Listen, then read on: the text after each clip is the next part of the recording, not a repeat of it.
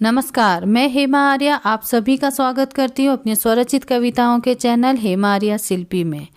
और आज मैं आप सबके लिए लेकर आ रही हूँ अपनी स्वरचित कविता व्यथित मन की हलचल। वास्तव में आजकल मन बड़ा व्यथित है, क्योंकि आए दिन समाज में ऐसी घटनाएं हो रही हैं जिन्हें देखकर ऐसा लगता है कि मानवता समाप्त हो चुकी है, मानवता मर चुकी है, इंसानियत शर्मसार हो चुकी है।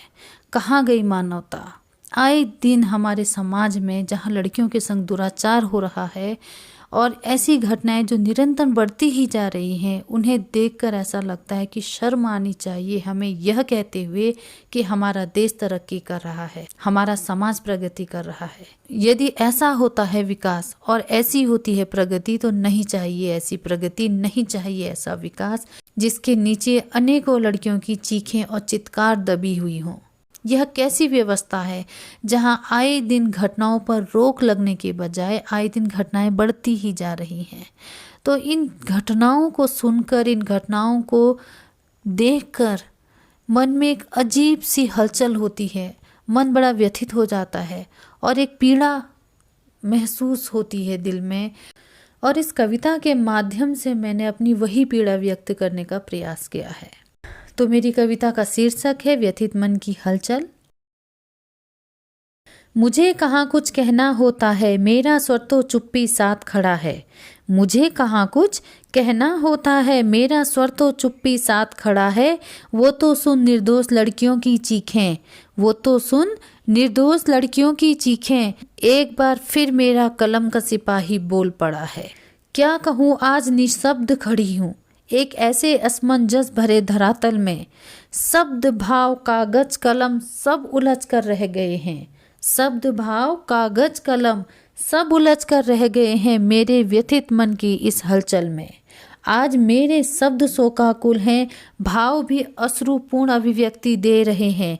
कलम क्रांति को बेकरार है, पर स्वार्थी समाज के चक्षु खामोशी से सब देख रहे हैं।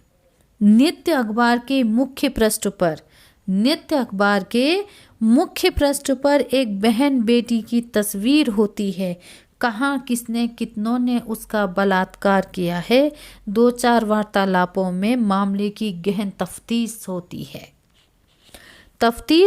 है बलात्कार करने वालों की, बलात्कारी की मनोदशा या उसकी उम्र क्या है, जिस उम्र में उसने ये अपराध किया है, संविधान में उस उम्र में दंड का प्रावधान क्या है। पर क्या कभी ये लचर न्याय व्यवस्था इस बात पर भी चर्चा करती है, ये जिस्म के भूखे जब जिस्म नोचते हैं तो वह लड़की 21, 35, 9 वर्षीय 6 माह की भी होती है। मुझे अफसोस होता है ऐसी कुत्सित सामाजिकता पर, मुझे अफसोस होता है ऐसी कुत्सित सामाजिकता पर जिसे पीड़िता का दर्द समझ नहीं आता है। काश बता पाता हर लड़की का वह बेजान जिस्म, काश बता पाता हर लड़की का वह बेजान जिस्म। दरिंदगी भरे वो लम्हे में बेपाक होते जिस्म का दर्द कैसा होता है। दरिंदगी भरे वो लम्हे में बेपाक होते उस जिस्म का दर्द कैसा होता है। नीच कृत्य सह उस तन और मन की टूटन के साथ, नीच कृत्य सह उस तन और मन की टूटन के साथ, जब असहाय सांसों की डोर धीरे धीरे टूटती होगी। मुझे दोबारा फिर बिटिया बनाकर न जन्म देना भगवान, मुझे दोबारा फिर बिटिया बनाकर जन्म न देना भगवान। सिसकती रूह हाथ जोड़कर बस यही कहती होगी, सिसकती रूह हाथ जोड़कर बस यही कहती होगी। किसी की आबरू लुट गई, किसी की बेटी बिछड़ गई, किसी भाई की कलाई पर अब राखी न सजेगी। जो पिता तिनका साजो सामान जुटा रहा है, जो पिता तिनका साजो सामान जुटा रहा है, उसकी गुड़िया अब कभी डोली न चढ़ेगी। क्योंकि वह तो चढ़ गई अब तन भक्षियों के हाथ, क्योंकि वह तो चढ़ गई अब तन भक्षियों के हाथ, वो तो लड़की होने की सजा भुगत गई। कुछ हवस के पुजारी खुले आम घूम रहे हैं। एक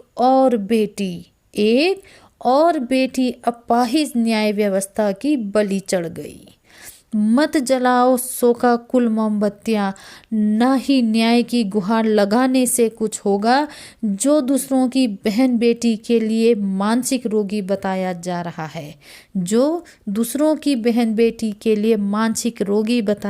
रहा है, निश्चित ही वह अपनी बहन बेटी से भी दुष्कर्म करता होगा।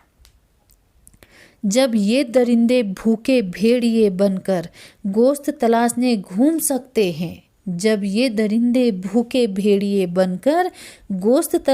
घूम सकते हैं, तो हमें भी अब बाज दृष्टि रख आसमान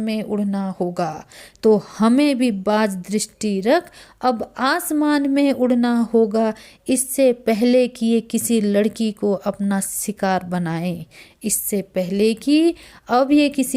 को अपना शिकार बनाए, हमें इन वहशियों पर आक्रामक प्रहार करना होगा।